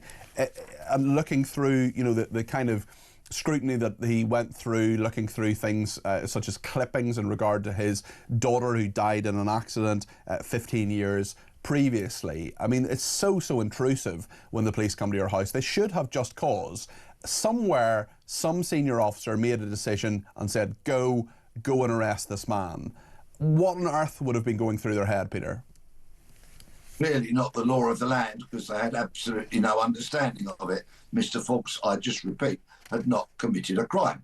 But when they come out with statements like very Brexity things, that is so sinister, because what it clearly means is that 52% of the nation who voted to leave the EU would possibly be criminalised by the current British police service just because of their political viewpoints. And I'll tell you where all this stems from.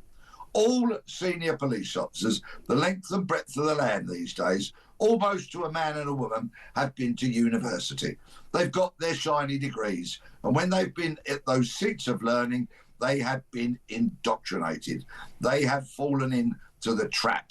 They have fallen for the Marxist, left-leaning, ideological claptrap. And of course, what did those senior officers who are part of academia, as they like to think of themselves, what did they do?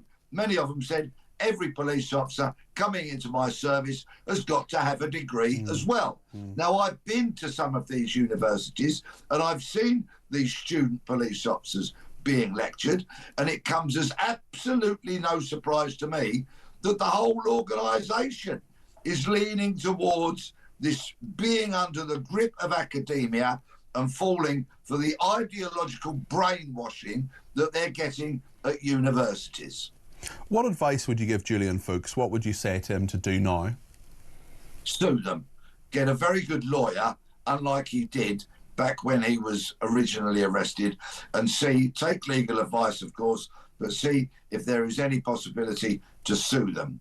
Because the police are clearly not learning. We hear about these stories, and I know Mr. Fox was from 2023. Yeah, but well, they've happened since. They've happened since, Peter. Yeah. And we hear, well, the spokesman for Kent Police said, Kent Police expunged the caution from the man's record and was pleased to facilitate his correction, adding a further review of the matter would now be carried out to identify any learning opportunities. I mean, it's clear to me, knowing 1% of what I presume Kent Police know about this case, that the learning opportunity is blindingly obvious.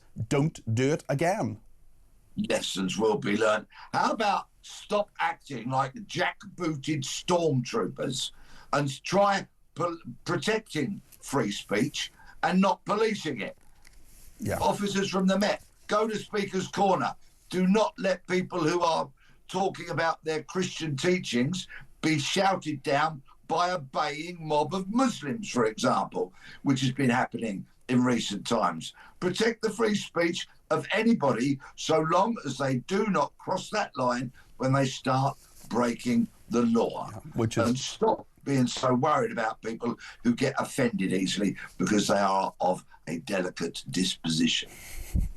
Very, very good points, Peter. I want to ask you just a little bit about Axel Rudakabana, because there are a number of other crime stories that I want to ask you about. One is the prison supervision of the Southport monster. Axel Rudakabana was downgraded just weeks before he hurled scalding water at a warder. This is the Sun on Sunday, saying the triple child killer was allowed a kettle in a cell and is believed to have used it for the attack. Why on earth would they downgrade his supervision level? Why on earth would they do this? It just beggars belief, Peter. I strongly suspect because it's been made by somebody who swans around the safe parts of the prison with a lanyard round their neck talking about policies and enactment and all that kind of stuff. I very much doubt if this has been started by those who walk the landings, who actually lock the doors, who actually deal with these monsters 24 hours a day, 7 days a week. It's a very, very good point, Peter, and thank you for it. I also, there's just a couple of things, just a quick comments on 3 different stories that I know we've told you about beforehand. I just want to tell our viewers and listeners about the special constable jailed after taking pictures of a dying man from body cam footage. This is a horrendous case. A former police volunteer, William Heggs, sentenced to 12 months imprisonment after showing photos of a victim to a female colleague and storing them on a Snapchat account. Very strange. Revolting, disrespectful abomination of a special constable who clearly was not sufficiently vetted, trained, so that he was able to get into the police service and do this to desecrate the memory. And one of them was a man who was dying on the street, having been attacked, and somebody was subsequently convicted of manslaughter.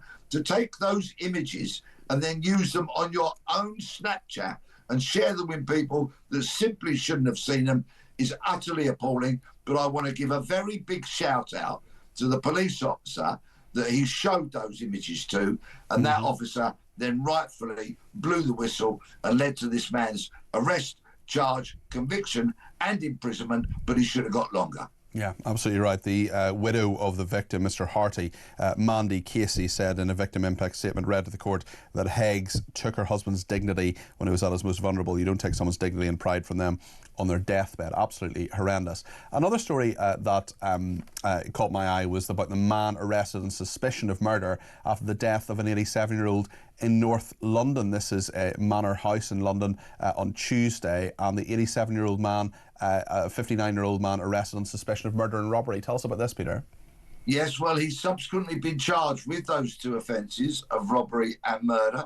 So we will have now, of course, to let the wheels of justice turn and see what the outcome is. My thoughts, of course, will always be with the relatives and everybody who loved an 87-year-old man who should have been enjoying his dotage, but sadly had his life cut short.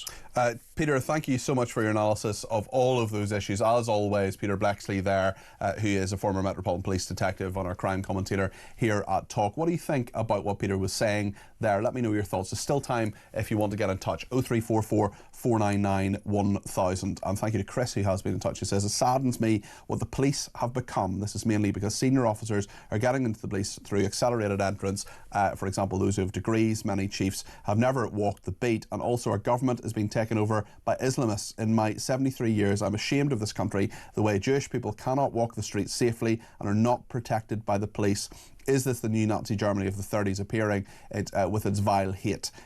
Chris says that. So I hope it's not. I hope that comparison is a wrong one. I hope we have a lot more freedom than certainly these stories would suggest. But it is very, very sinister, and we need to talk about it a lot more. And we do talk about it here on Talk, and a lot of other stations do ignore these issues. Ryan has been in touch. He's from Lurgan, and he in Northern Ireland, who says, hi Peter, currently sitting at the poolside in Catania in Sicily and working over here. Are you Ryan? Working is 25, and funny enough, no one has caught fire yet. Keep up the good work, Ryan. That sounds wonderful. Things could be so much worse. You could be in Lurgan. I'm joking. Lurgan's not that bad. It's where my dad is from. So there we are. It also has the best football team in the world, Glenavon Football Club. We're going to hear from Simon Calder in just a minute or two, because there's travel chaos at Stansted. The IT system's been hit with an issue. What is that issue, especially in the context of all the cyber attacks that have been happening? Stay with us and get your call in before 12 o'clock. 0344 499 1000.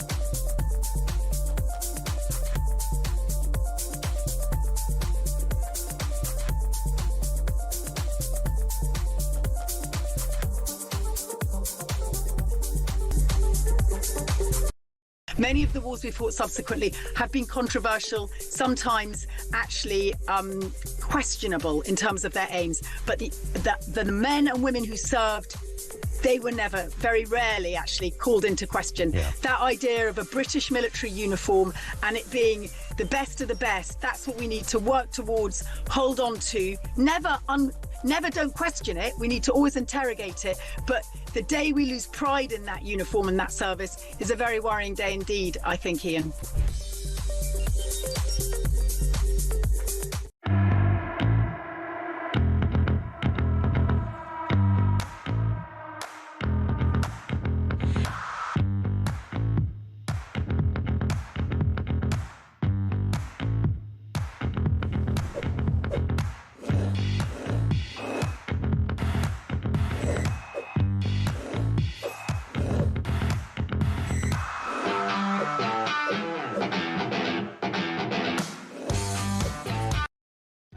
Across the UK, on DAB+, on your smart speaker, on your smart TV, and on your side.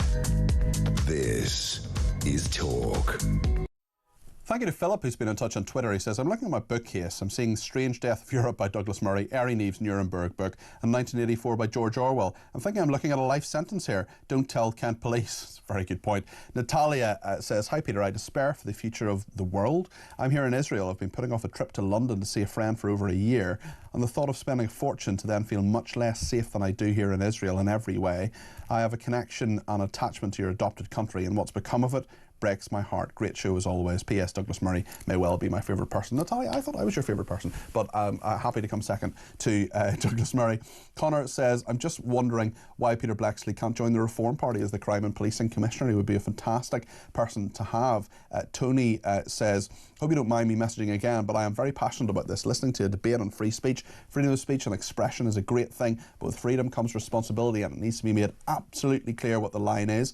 I think the line is crossed when you threaten, abuse, slander or libel someone. Well, listen, thanks for that. And it's absolutely fine to message in more than once in a programme. We're always very, very happy to hear from our viewers and listeners, no matter what they have to say. Peter says, surprised me that a Jew from Iran says they don't have any security at the synagogues because they feel safe. But coming to London in 2025, every synagogue and every Jewish school needs multiple security personnel. What does this say about our country, says Peter? Well, it's a very, very good point. I want to talk now about Stansted Airport because Simon Calder is standing by. There's travel chaos there. The IT system has been hit with an issue. What do we know about this, Simon? Oh, look, Peter, another miserable Sunday, I'm afraid, for thousands of people. I haven't been able to establish exactly how many yet, but let me talk you through the effects, the issue, if I may, and then its effects. So, at about 2:30 this morning, there was systems problems identified at London Stansted. Now, as anybody knows, because the first flights aren't due out until just before 6 a.m, that wasn't going to affect many people then, but with the first wave of flights, which comprises about 60 departures on Ryanair, another 15 on Jet2, and then many more on smaller airlines, the queues built up extremely quickly. Talking to passengers there, they said, first of all, you couldn't get into the airport because there were so many crowds. You couldn't drop off the bags because bag systems weren't working. Even if you were travelling through with cabin baggage only, security was badly affected. And instead of perhaps a dozen, 15 lanes of security, they were down to 2. Guess what? Thousands of people missed their flights, and well, the airlines' attitudes were very different. Ryanair said, we are dispatching our flights on time. The fact that passengers aren't aboard is regrettable, but we've got to keep to schedule, otherwise come this evening we'll be cancelling flights left, right and centre. Jet2, which is the second operator, said no, we're going to wait for everybody. So as a result of that, planes left typically 3 or 4 hours late, and that will kind of continue through the day. So if you were planning to fly off maybe late this afternoon on Jet2 from Stansted, the chances are your flight's going to be 3 hours late or so. It's a real mess, Peter. Yeah. Simon, thank you. Just before you go, are you on a rare visit to the UK? Are you actually in your house, Simon?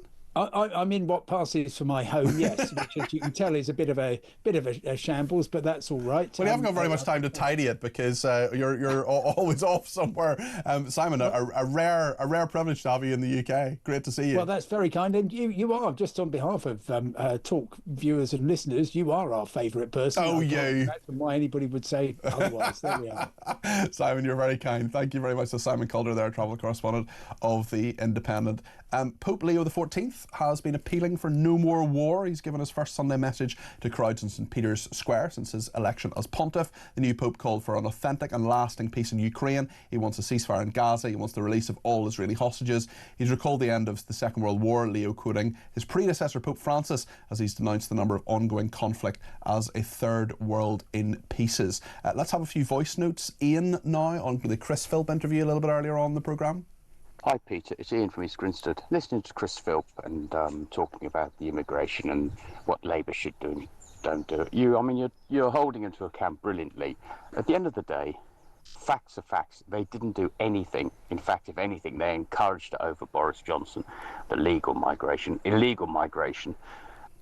There's been no deterrence put in the way. Rwanda wasn't really the answer. What is the answer is to stop giving them all this stuff and put them in supervised armed camps while they're processed and sent back, and make quite clear that they can never ever have a British passport if they come here illegally. But the Tories never did anything. So to hear Chris Philp talking about this, it makes my stomach turn, because they had their chances. They had 14 years of chances, and they lied to us and lied to us. So come on, Reform. They're the only party that seem intent on protecting our borders. Ian, thanks for that, and thanks for the kind words. Francis now on climate change. Let's hear from Francis. Morning, Peter. It's Francis from Wilton. We have to discuss climate change, or in fact the lack of climate change, every day. It's costing us, in my estimation, over 100 billion per annum. We have Miliband totally out of control. He's just about to give total blank checks to providers under AR7, so that our costs will just go totally out of control. The whole thing really needs to be on every show's agenda. Thanks so much. Great show as ever. Bye-bye. Thank you, Francis. Final voice note from Karen now, please. Hi, Peter. Totally agree with that voice note from Nick. He's absolutely right. It's all been an experiment. It's been successful. COVID was the dry run. We was all compliant. Now they're pushing forward mass migration and shutting down the British citizens that dare to speak up against this. But speak up we must. We cannot be complacent and let this government or any other government control our lives. Every aspect of our lives. I want to help Jewish people, and I would be vocal in that, and I wouldn't care, because I'm going to be on the right side of history, not the wrong side. Karen, good for you, and thank you very, very much indeed for your thoughts on that. I want to thank the top team behind the glass who have made the programme today. Alicia Bloon has been the producer, assisted by Cal Duffy and Tommy Bateson. Farisa Baljimbayeva has been the setup producer and done an excellent job this weekend. Thank you as well to Park Birmingham, who's been the video editor. Dave Rhodes, of course, the technical operator, Tech Up Dave. Davis Fang and Titus D'Souza have been the visual producers, and Ted Jeffrey has been the weekend editor. I am back. I'm actually off on Wednesday, but Theo Usherwood is going to be doing Prime Minister's Questions with Julia, but I'll be back later in the week for Drive, so do stay tuned for all the programmes that are happening. Mike Graham, of course, is back tomorrow morning with Morning Glory at 6 a.m. He'll be here between 6 and 10, but now we're going to join our colleagues on Talk Sport for some live Premier League football. It's Newcastle versus Chelsea, with both teams in need of a victory to boost their chances of making the Champions League places. At St James's Park is our commentary team. The former England defender Danny Mills is alongside Talk Sports chief commentator Sam Matterface. So stay tuned for all of that here on Talk. Now, a place in the Conference League final is to come.